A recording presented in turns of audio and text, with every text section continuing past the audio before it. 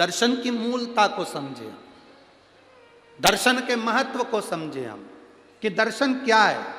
दर्शन वो नहीं कि हम, दर्शन की मूलता वो नहीं है कि हम मंदिर में गए और दर्शन कर लिया। दर्शन की मूलता वो नहीं कि हम कहीं गए संत साधु का दर्शन कर लिया। दर्शन की मूलता वो नहीं कि हम तीर्थ गए और दर्शन कर लिया। दर्शन की मूलता वो है कि हम भगवान के उस स्वरूप को संपूर्ण जनमानस में देखें, भगवान के उस स्वरूप को संपूर्ण जनमानस, भगवान के स्वरूप को हम संपूर्ण जनमानस में देखें, वो दर्शन। महाराज, चप्पे चप्पे में है झांकी भगवान की, कोई सूझ वाली आंख ही पहचान।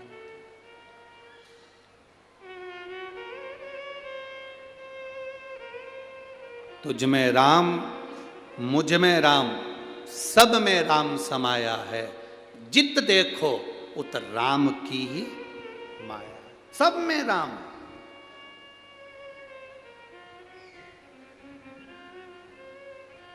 अब एक बात आपसे पूछें, ए जलगांव की जीजियों, उत्तर दोगी क्या? जम के तो बोलो जरा, दोगी ना? ठीक है।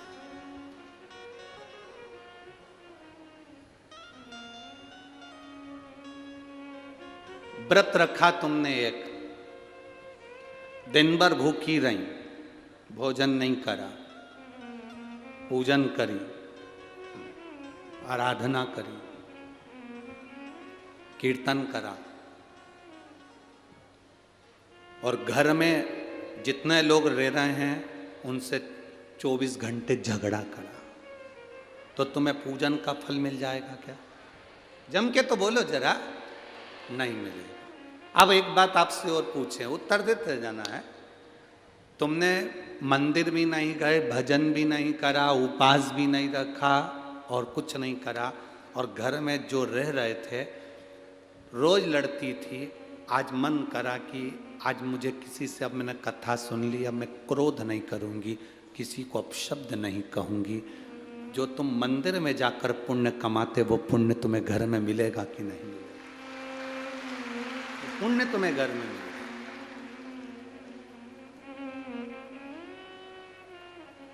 एक पक्षी शाम ढलते ढलते अपने घर आ जाता है, बोलो आता है कि नहीं आता?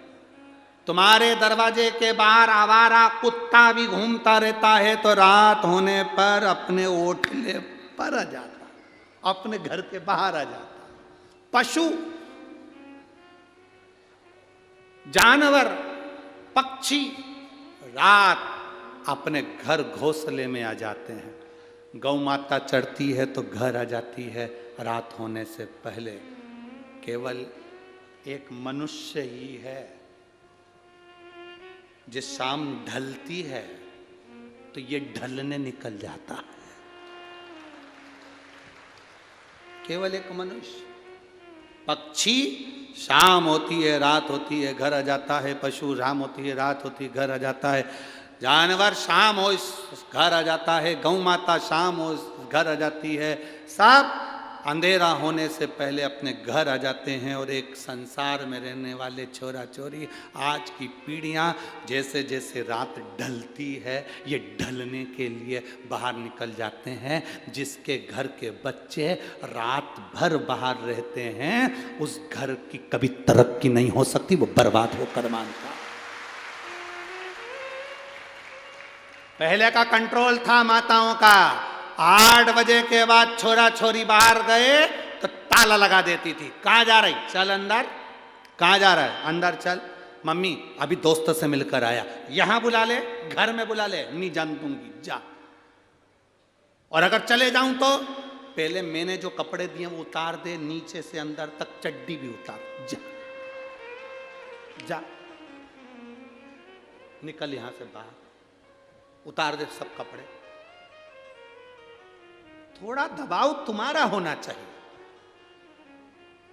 बेटे ने कहा, मम्मी बस दोस्त क्या शादी है, अभी घूम कर आता हूं। अब शादी तो शादी है तो अटेंड, तो दिन में जाना, शाम को जाना है। दोस्त के यहाँ की शादी है तो हम भी तो चलेंगे। तेरा बेस्ट फ्रेंड तो हमारा भी तो कोई लगता होगा। जब तू बेस्ट फ्रेंड है तो हम बेस्ट नहीं है?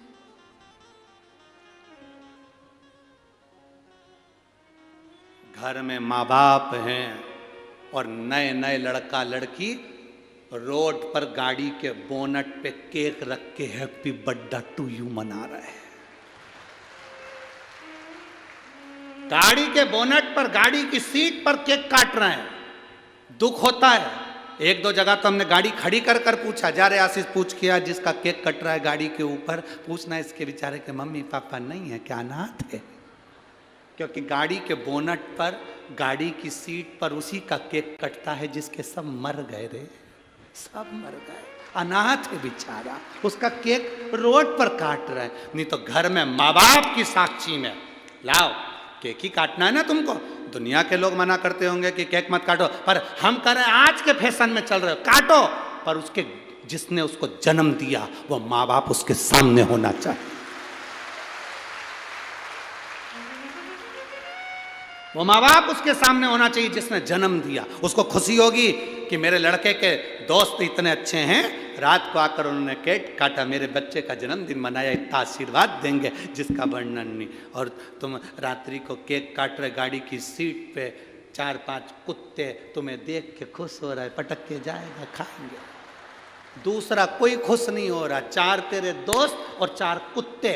अब तुम किसके लेवल में हो तुम समझो, हम क्या बोलेंगे। और 2-3 कुत्ते दूसरे मोहल्ले के वहीं से भौंक रहे, भौंक रहे, चिल्ला रहे कि हमारे मोहल्ले में केक कट रहा है, हमको छोड़ के जाना। कुत्ते भी कह रहे और तुम खुश हो रहे। अभी दिसंबर का महीना आ गया, अभी तुम देखना,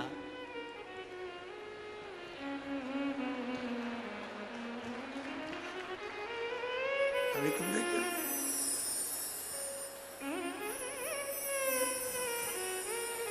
हैप्पी न्यू ईयर।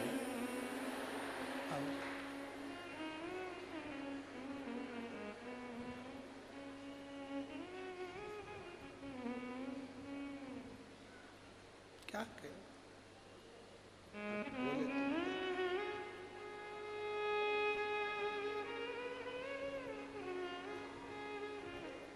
हमारा नया साल ये नहीं है। हमारा नया साल चैत्र महीने का जो आनंद है, जिसमें मेरे राघव जी प्रकट होते हैं, वो नया वर्ष है, वो नया वर्ष। और अब की बार तो आप लोगों के जोगनी खुशी होना चाहिए कि हमारे भारत की भूमि के अवध के राजा 22 जनवरी को बैठ रहे हैं।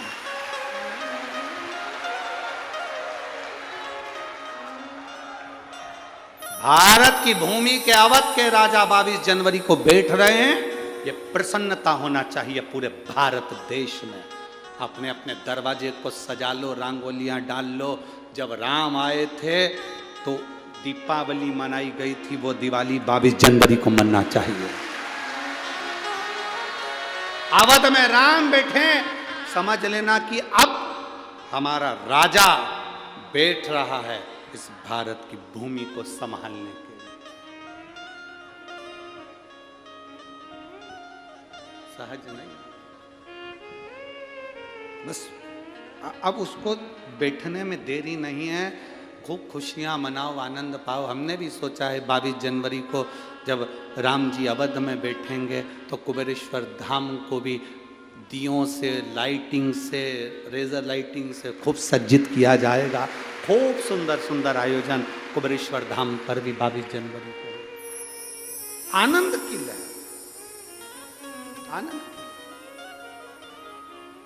आप लोग अयोध्या नहीं जा सकते तो सीहोर आ जाना हो। तो 22 जनवरी को वहाँ भी बहुत आनंद के साथ एक दिवसीय खूब रात्रि को लाइटिंग महोत्सव, बाबा का अभिषेक, पूजन अर्चना खूब धूमधाम से कर, भक्ति के साथ शिव तत्व की प्राप्ति। महाराज